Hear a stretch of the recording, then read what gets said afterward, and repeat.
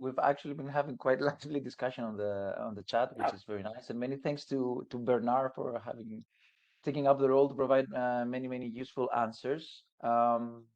Hopefully Thanks, you let Bernard. us know if that's been enough. Let's maybe try to tackle a few that may not have been tackled, or at least very clearly. I also consider a question from the previous session regarding some additional details on microelectronics to be answered by your presentation. If not, please let us know. But if we can go to a question maybe from Arthur Hecker in the beginning about for stream B, how do you plan to combine TRL 2 to 4 requested outcome with standardization in practice? Well, Arthur, that's a very good question. I mean, as you know, standardization is expected to start sometime in 2025. I mean, I think it was a good point that has been captured in the work program when it says that, for example, for the architecture, one potential target could be about the SA.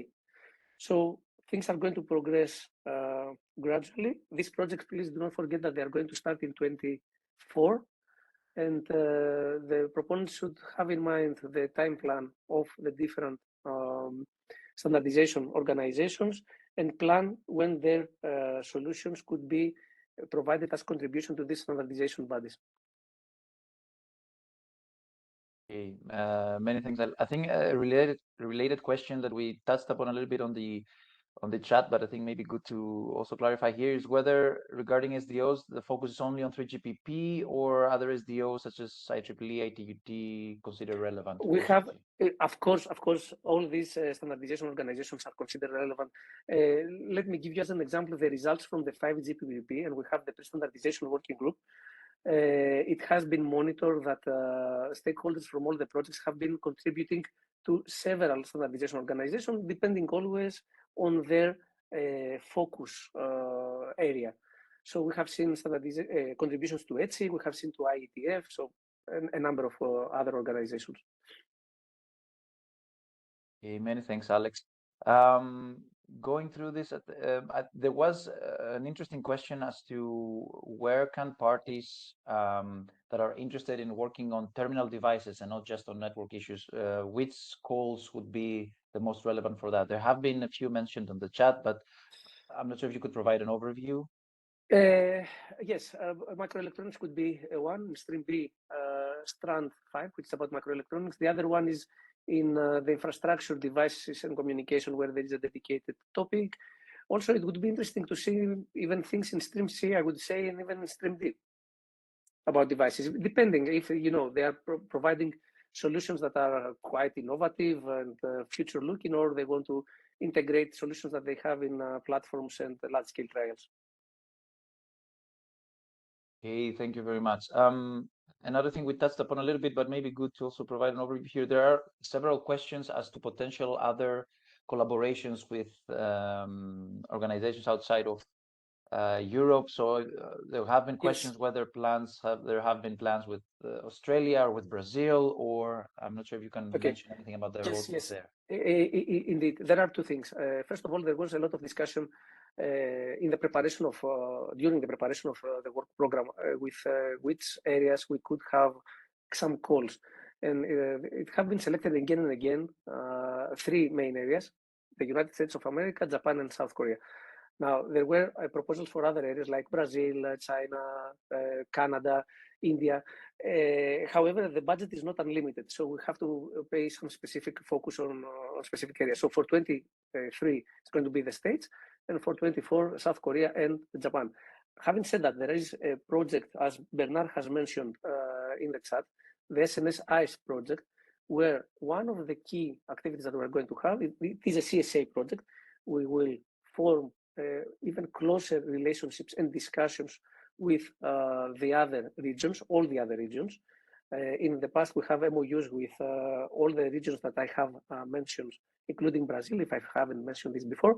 And we will try to promote the result of the SNS, find out what their plans are and their priorities, and try to promote our results to them and collect feedback from them about the activities of the SNS and disseminate this information back to the SNS project. So we are going to have a collaboration.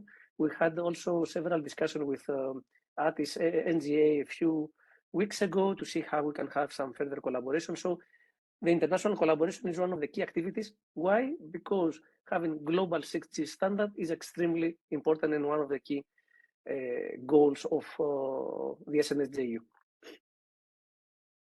Okay, hopefully that clarified things a bit. We have a question regarding societal challenges and whether there is an expectation, an opportunity to extend the KVIs based on social acceptance tasks as part of the projects. Well, I know that there are several projects working on sustainability KVI. I know for sure that HexX2 is going to work a lot on these things, but I have to say I don't know in detail what the plans are. Definitely the CSA project, the new CSA project is going to help towards this aspect. There are, as I said before, activities in parallel from the Vision, the Six Industry Association Vision Working Group. So we will organize in a more holistic way during the next following months all these activities so that we have some indeed impact from the new projects and the existing from the first call.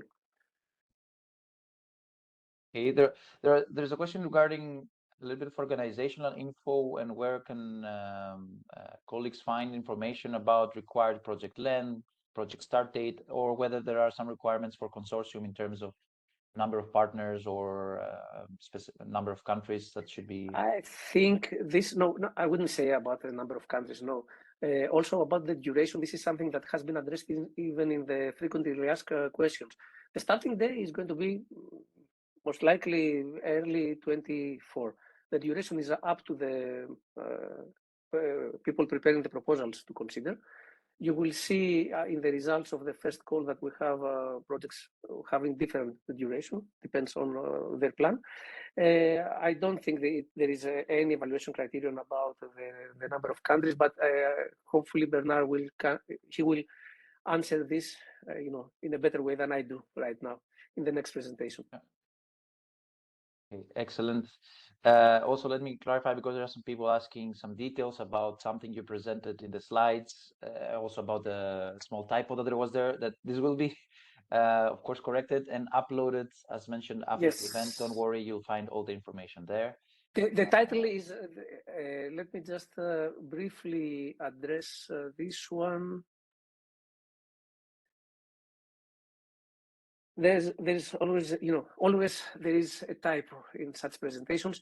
This is the call, stream CSA 01, sorry. In 23, CSA 01, SNS societal challenges. Of course, in the slides when we are going to distribute them to you, this will have been fixed by then. Okay, excellent. I think a nice question to try and answer is for Stream D, is there an expectation to have new testbeds opposed to evolution of currently existing testbeds funded through other programs or streams? Well, it's not necessarily an expectation. It's again up to the people who are preparing the proposals to identify which solutions they can use in order to have large-scale trials and meet the objectives that we have.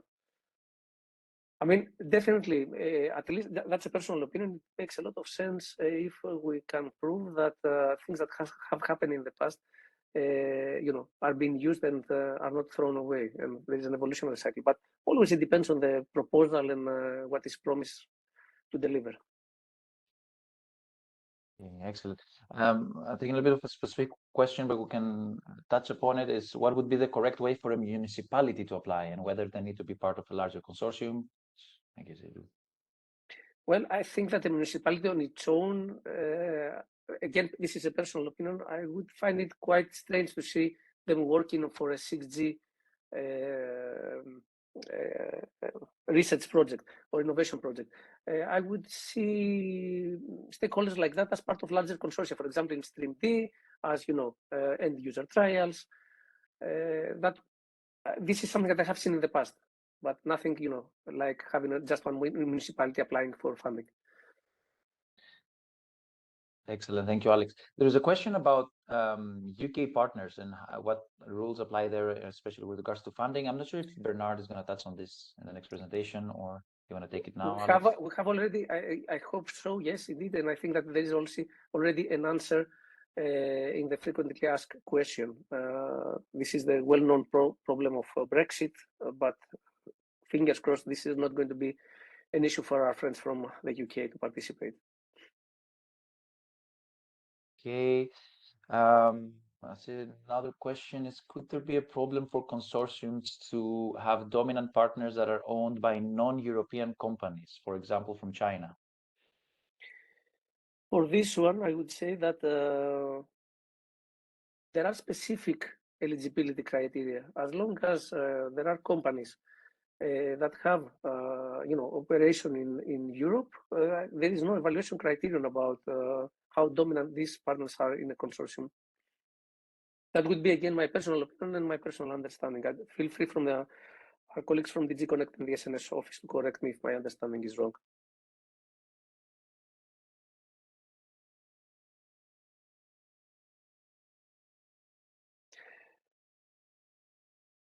Costa, I think Apologies, that but I might have lost connectivity for a little bit. Yes, but okay, I'm okay. back.